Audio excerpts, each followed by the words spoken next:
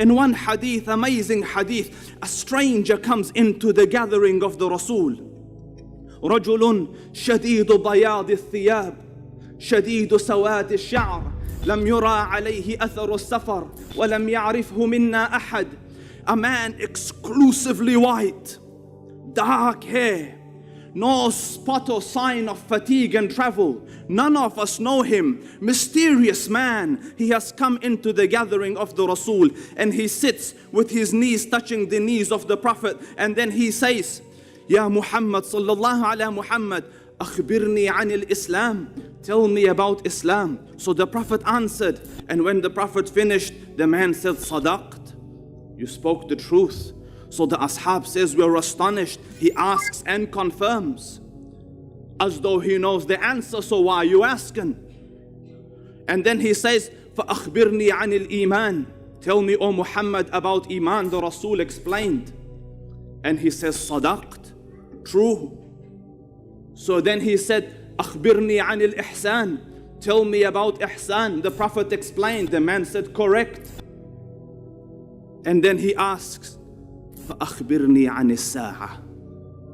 Tell me, O Muhammad, about the hour. So he said, ما المسؤول عنها بأعلم من السائل. The one you're asking doesn't know more than the one who was asking. The asked doesn't know more than the one asking. So then he says, فأخبرني عن أماراتها. Tell me its signs. أي علاماتها. So he says, and listen to the one who doesn't speak of his own desires. أن تلد الأمة ربتها. When a lady gives birth to her master. When a female servant gives birth to her master. And you want to see your masters today, look at your children. You live for them. Mobile phone, mom, حاضر. This على رأسي وعيني. And you do something wrong, خلاص, not speaking to you for today, mom. أمت ربتها. You have given birth to your masters. The Prophet said it, for it was unheard of then. They lived in servitude of their parents. When a woman is giving birth to her own master, now when in the world could you imagine it could happen that children are treating their own parents like slaves? Yet I was just in New York a few weeks ago at our new studios there, and I was amazed at the way the youth treat their parents. And then it hit me, that describes exactly. Today, even when a child is in elementary, the primary school, they're already talking back to their parents, telling them things like, shut up, to their parents. What are you going to do about it? You can't make me. This attitude. And then as they get older, as teens, get out of my face. And disappear. Don't come back for a couple days. And when they do come back, bad attitude. And then when they're maybe at the age of college or something like that, and I heard one say, I'm 18 years old now. I've had it with you. I've put up with you all my life. This is a child talking to the mother? I've had it with you?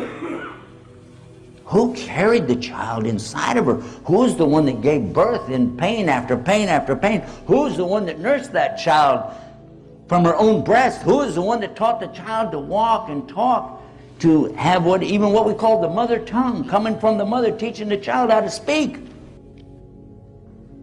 And let's don't even get into the changing the diapers and staying up all night long. That sounds like slavery to me. What do you think? Although many of these scholars has interpreted this hadith as it's supposed to mean that a time will come that the children will treat their parents in a way that they become like master to their parents, this hadith could also refer to a phenomenon called surrogacy. Surrogacy is an arrangement often supported by an agreement whereby a woman, meaning the surrogate mother, agrees to bear a child for another person or persons who will then become the child's parents after birth. A technique called in vitro fertilization now makes it possible to gather eggs from the mother, fertilize them with the sperm from the father, and place the embryo into the uterus of a gestational surrogate. The surrogate then carries the baby until birth. She doesn't have any genetic ties to the child because it wasn't her egg that was used.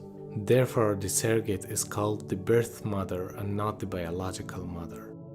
Usually, women who are in a lower socioeconomic scale in society offer these services to wealthy individuals.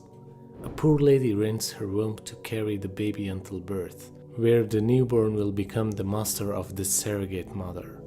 And the surrogate mothers are being treated as slaves. Because firstly, in this arrangement, material compensation is offered for the physical service, which means a surrogate rents a part of her body in exchange for money. And secondly, in this arrangement, a deep personal or emotional relationship is not required for the transaction to be completed.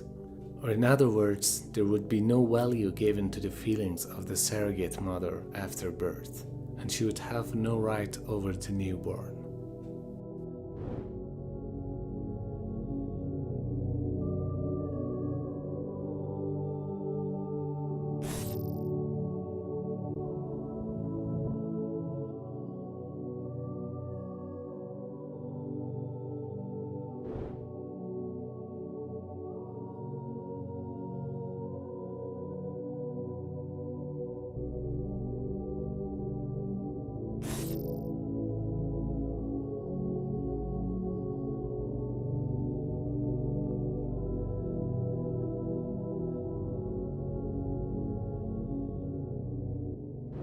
And then the second sign in Subhan al-Khaliq, وأن ترى حفاة عراة عالة رعاء الشاء يتطاولون في البنيان. When you see the barely clothed, like they don't have good clothing, not adequate clothing, barefooted, destitute shepherds and goat herders competing in the heights of buildings. So I researched who is competing in the heights of buildings. Subhan al-Khaliq.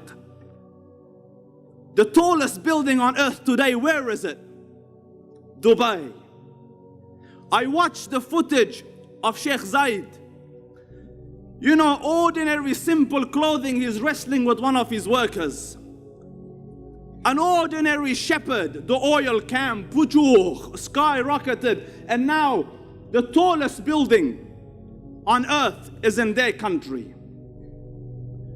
When the barefooted destitute will compete in the heights of buildings. So I said maybe coincidence. A few years before that, the clock tower of Mecca. And now the Saudis have thought, bless their hearts, how can they beat us? Let's make another one. The next building started yesterday. 1 kilometer in the air. Sadaq al-Sadiq. His word is the sign. Who would have thought at the time where they used to build with pebbles houses that barely had roofs, that they would compete in skyscrapers? وَرَبُّ الْكَعْبَ, everything the man has uttered is true.